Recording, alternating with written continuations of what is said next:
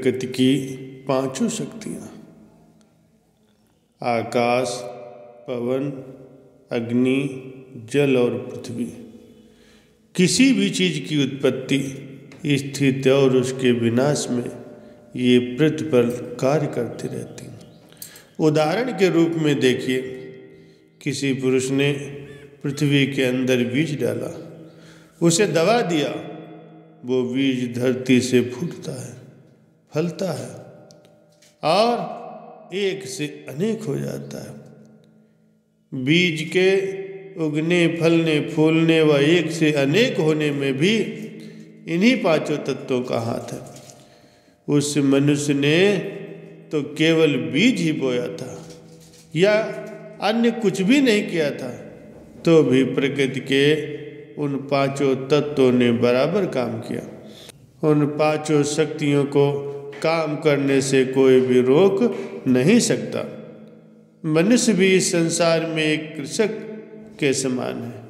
वो चाहे अच्छा बीज बोए या बुरा, इस बात में वो स्वतंत्र है। वो मात्र मानव शरीर में ही बीज बोने की क्षमता रखता है, अन्यथा अन्य जितनी भी योनियां हैं उसमें वो भला या बुरा कोई भी बीज बो नहीं सकता। इसी कारण ही मनुष्य को सभी प्राणियों में सर्वश्रेष्ठ माना गया है। अब विचारणीय बात यह है कि मनुष्य किस प्रकार का बीज बो रहा है, कड़वा या मीठा।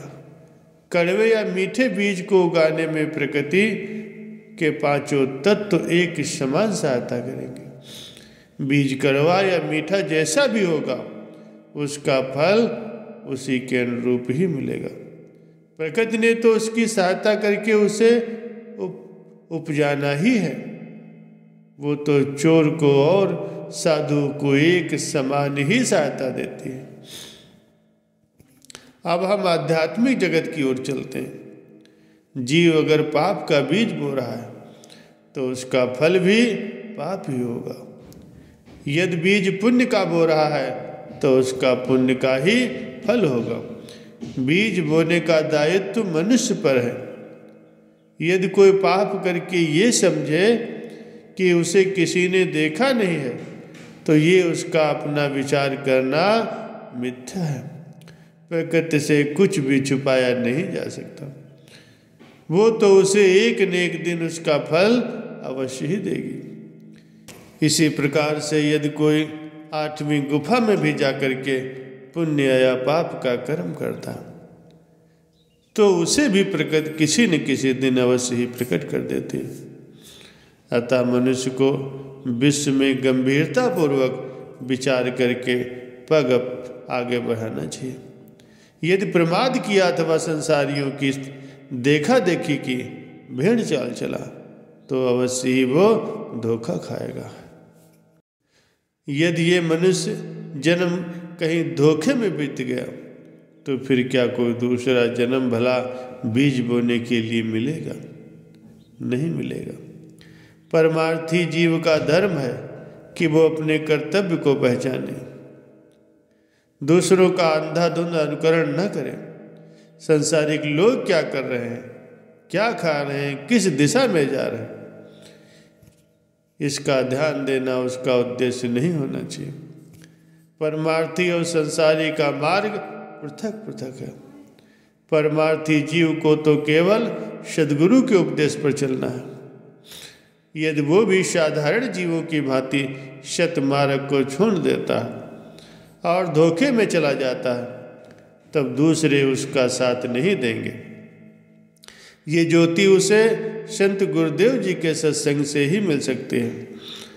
परमार्थी का धर्म है कि वो सत्संग के वचनों का श्रवण करे, मनन करे, उन पर आचरण करे, मन बुद्धि चित्त में उनको स्थान दे।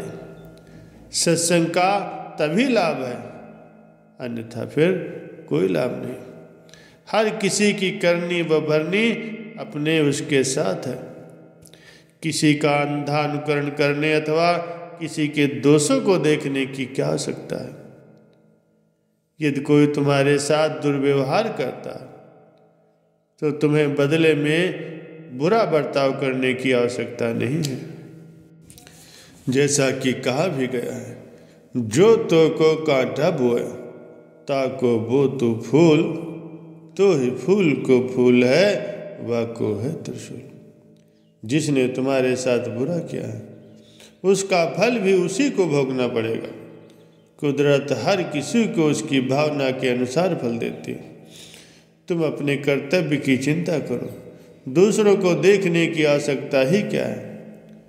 बुरा जो देखन मैं चला, बुरा न मिलिया कोई, जो दिल खोजा अपना, मुझसे बुरा न कोई।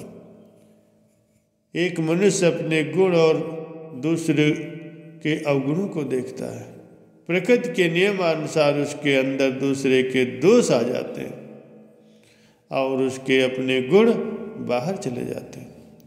इसीलिए महापुरुषों ने सोच समझ कर ये उपदेश किया है कि ये जीव तो केवल अपने कर्तव्य पर ही दृष्टि रख। महापुरुषों ने जो परम आवश्यक नियम बताए हैं, अर्थात भजना, अभ्यास, आरती, पूजा, सेवा, सत्संग, तुम इन्हें नियम पूर्वक करते जाओ। ऐसा करते रहने से ही अवश्य ही एक दिन तुम्हारा बेड़ा पार हो जाएगा। महापुरुष हम में से ही यही शुभ कर्म करवाने, हमारा उद्धार करने के लिए इस संसार में प्रकट होते हैं। यदि हम उनके नियमों का पालन नहीं करेंगे तो हमें उनकी प्रसन्नता प्राप्त नहीं होगी। यदि हमें वस्तुतः उनकी प्रसन्नता की प्राप्ति की इच्छा है तो हमें उनके इन वचनों का पालन करना ही होगा। केवल बातें बनाने से ही संसार के काम भले चल जाए, लेकिन मालिक के दरबार में तो करनी ही करनी पड़ेगी। वहाँ चतुराई या बुद्धिमत्ता काम नहीं देगी। वहाँ तो केवल क्रियात्मक जीवन और सत्यता की ही आवश्यकता है। महापुरुष कथन करते हैं कि जिसके मन में सच्चाई है उसे बात करने का ढंग भी ना आवे तो भी ऐसा जीव मालिक का प्यारा लगता है। सदाचरण से ही प्रभु को प्रसन्न किया जा सकता है। सदाचारी बन करके अपने इष्ट देव की प्रसन्नता प्राप्त करके मनुष्य अपने जीवन को सफल कर सकता है। बीबी राबा बसरी ईरान की एक मशहूर संत हुई है। एक दफा वो अपनी कुटिया में 6 दिनों से लगातार भजन में बैठी थी। बगल वाला पड़ोसी उन पर तरस खाकर उसे एक मीठे ठंडे शरबत का गिलास उनके पास रख गया।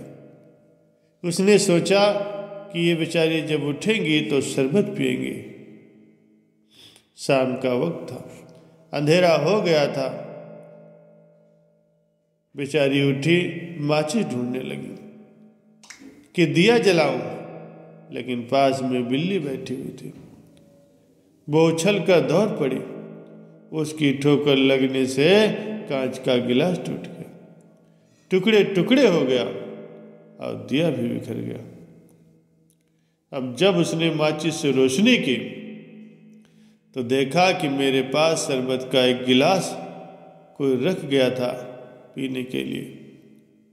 तो वो रब से शिकवा करने लगी कि ये मेरे रब्बा, 6 दिन से मैं तेरी बंदगी में बैठी थी, किसी ने मेरे ऊपर दया की और मुझे पीने के लिए मीठे शरबत का गिलास दिया, लेकिन वो भी मेरे नसीब में नहीं था, टूट गया। तो अंदर से आवाज आई कि ये राबा, तू चाहे तो मैं तुझे 7 मुल्कों की बादशाही दे दूं, यानी 7 मुल्कों का बादशाह तुझे बना दूं। पर तेरे को जो मैंने अपनी तड़प दी है, अपना प्रेम दिया है, अपनी विरह दी है, वह तुझसे वापस ले लूंगा। बता तू क्या चाहती है, 7 मुल्कों की बादशाही या मेरी तड़प? बेचारी चुपचाप वो फिर से भजन में जाकर के बैठ गई। वो तड़प हमको भी चाहिए, तभी हमारा काम बनेगा। जब तक हम सदगुरु की तड़प अपने अंदर नहीं पैदा करेंगे भजन में हमारी तरक्की नहीं हो सकती, क्योंकि हम अगर किसी के लिए तड़पते हैं तो वो भी हमारी तरफ देखता है। जब तक हमारा ख्याल दुनिया की तरफ है तब तक वो भी हमसे अनजान बना बैठा रहता है। हुजूर महाराज अपने सत्संग में अक्सर फरमाया करते थे, जब एक छोटा बच्चा पालने में खेल रहा है तब तक माँ बेफिक्र रहती है, सारा काम करती है, लेकिन ध्यान उसका उस बच्चे की तरफ होता है। जब वो भूख से व्याकुल होता है तो माँ को जरा सा भी देर बर्दाश्त नहीं होता, वो दौड़कर उसके पास आती है, उसे अपनी छाती से लगा लेती। प्यारे सज्जनों, हमें भी अपने सद्गुरु से यही प्रार्थना करनी है कि मेरे सद्गुरु हमें भी अपनी वो तड़प दे, वो प्रेम दे, ताकि सारी दुनिया से हमारा ध्यान हट करके तेरे भजन सिमरन में लग जाए। मुझे सिर्फ तेरी ही आरज़ू रहे, तेरी ही तड़प रहे, तेरे सिवाय मुझे और कुछ नहीं चाहिए।